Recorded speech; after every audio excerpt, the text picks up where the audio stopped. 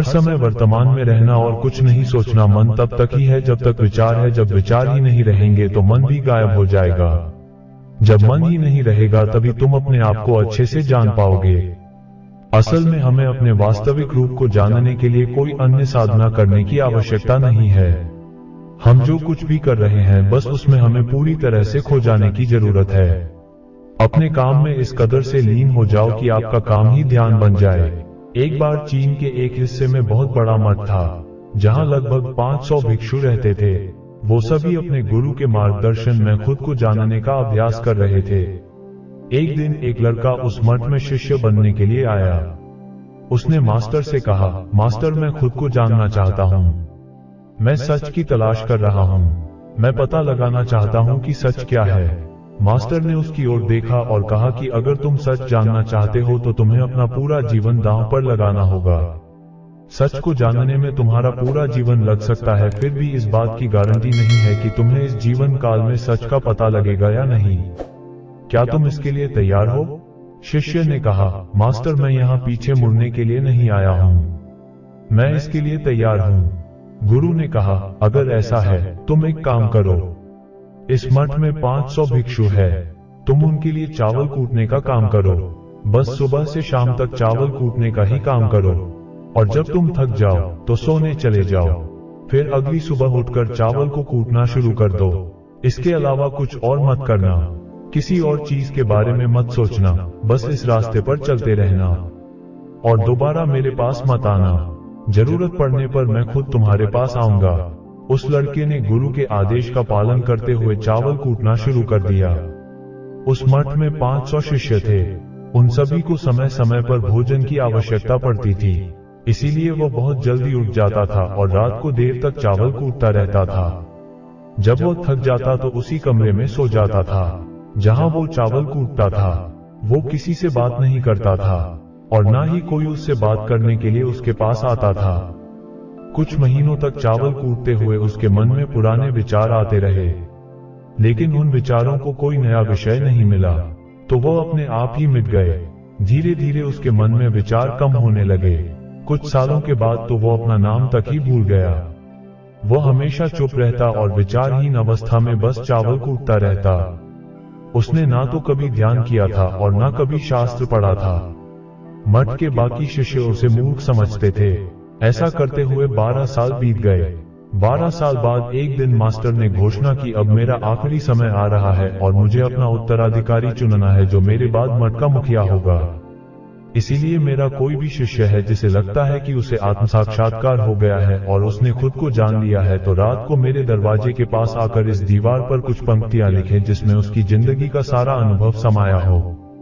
कई शिष्यों ने ऐसा करने के बारे में सोचा, पर मठ के प्रमुख शिष्यों में से एक ने वहां जाकर कुछ पंक्तियां लिखी। उसे बौद्ध धर्म ग्रंथों का बहुत ज्ञान था। सभी शिष्यों को लगता था कि वो इस मठ का उत्तराधिकारी बन सकता है। उसने लिखा था कि मन एक दर्पण की तरह है जिस पर विचारों और इच्छाओं की धूल जमा हो जाती है। इस धूल को हटाने के लिए ही ध्यान है। जिसकी धूल हट जाती है और मन का दर्पण साफ हो जाता है, वो मोक्ष को प्राप्त कर लेता है। अगली सुबह जब मास्टर उठे और उन्होंने इन पंक्तियों को देखा और उन्होंने कहा कि किस बेवकूफ ने ये सब कचरा मेरी दीवार पर लिखा है। वो शिष्य जिसने ये लिखा था वो चुप रहा। हालांकि उसने जो पंक्तियां लिखी थी वो ज्ञान से भरी थी, लेकिन ये सब किताबी ज्ञान था। वो शिष्य बहुत चालाक था। उसने पंक्तियां लिखी पर उसने नीचे अपने हस्ताक्षर नहीं किए, क्योंकि वो स्वयं इसके बारे में निश्चित नहीं था कि ये सही है या नहीं, क्योंकि उसे आत्म साक्षात्कार नहीं हुआ था। गुरु ने पंक्तियों को पूरी तरह से खारिज कर दिया। ये देखकर सभी हैरान रह गए। ये घटना पूरे मठ में चर्चा का विषय बन गई। इस विषय पर बात करते हुए दो शिष्य उस शिष्य के पास से गुजरे जो 12 साल पहले यहाँ आया था और दिन रात चावल कूटता रहता था। दोनों की चर्चा सुनकर वो धीरे से हंस पड़ा। दोनों शिष्य ने उसे पूछा कि तुम क्यों हंस रहे हो? दोनों शिष्य की नजर में ये चावल कूटने वाला तुच्छ ही भिक्षु था। किसी ने उसे ना तो कभी ध्यान करते हुए देखा था, ना ही कभी शास्त्र पढ़ते हुए।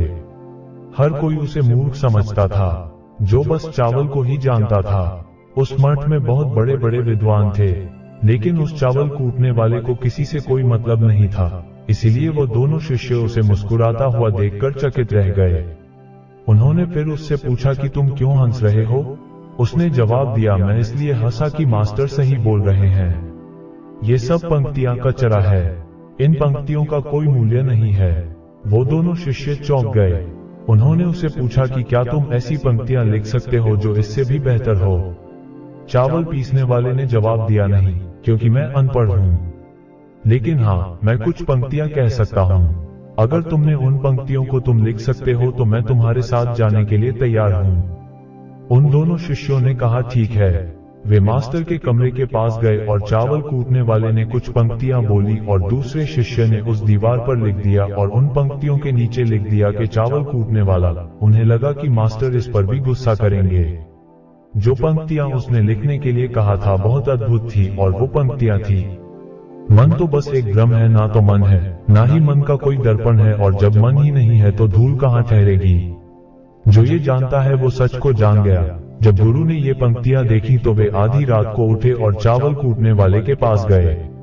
वो सो रहा था। मास्टर ने उसे जगाया और कहा कि ये लो मेरी छड़ी और मेरे वस्त्र ले लो, आज से तुम मेरे उत्तराधिकारी हो। लेकिन इस मठ को छोड़कर कहीं दूर चले जाओ, क्योंकि इस मठ में बहुत सारे विद्वान हैं जो खुद को तुमसे ज्यादा श्रेष्ठ मानते हैं और वो तुम्हें मार देंगे। वो इस बात को बर्दाश्त नहीं कर सकते कि एक साधारण सा चावल कूटने वाला उनसे ज्यादा विद्वान निकला। तुम्हें वो सारा ज्ञान हो गया है जो मुझे है। तुम्हें ये सारा ज्ञान चावल कूटते कूटते हुआ है, और मुझे पता है कि तुम जहां भी जाओगे लोग तुम्हारे पास आने लगेंगे, क्योंकि जब कोई फूल खिलता है तो उसकी महक हर तरफ फैलने लगती है। उसने अपने गुरु के पैर छुए और रात को ही वहां से चला गया। अगर हम अपनी जिंदगी में देखें तो पाएंगे बहुत से लोग सोचते हैं कि ध्यान केवल एक ही जगह बैठकर आंखें बंद करके ही किया जा सकता है, लेकिन हकीकत में ऐसा नहीं है। ध्यान तो चलते चलते भी किया जा सकता है, अपना कुछ काम करते हुए भी ध्यान किया जा सकता है। असल में ध्यान का मतलब ये है कि आप जो भी काम कर रहे हैं उसे अपनी शिद्दत से करें कि आपको आपके शरीर का ख्याल भी ना रहे। बिल्कुल उस चावल पीसने वाले की तरह जो चावल कूटने में इतना मगन हो गया कि उसको खुद का कोई ख्याल ही नहीं रहा। उसने चावल कूटते हुए ही उसने आत्म साक्षात्कार प्राप्त कर लिया। हर समय वर्तमान में रहना और कुछ नहीं सोचना। मन तब तक ही है जब तक विचार है। जब विचार ही नहीं रहेंगे तो मन भी गायब हो जाएगा। जब मन ही नहीं रहेगा तभी तुम अपने आप को अच्छे से जान पाओगे। असल में हमें अपने वास्तविक रूप को जानने के लिए कोई अन्य साधना करने की आवश्यकता नहीं है। हम जो कुछ भी कर रहे हैं बस उसमें हमें पूरी तरह से खो जाने की जरूरत है। अपने काम में इस कदर से लीन हो जाओ कि आपका काम ही ध्यान बन जाए।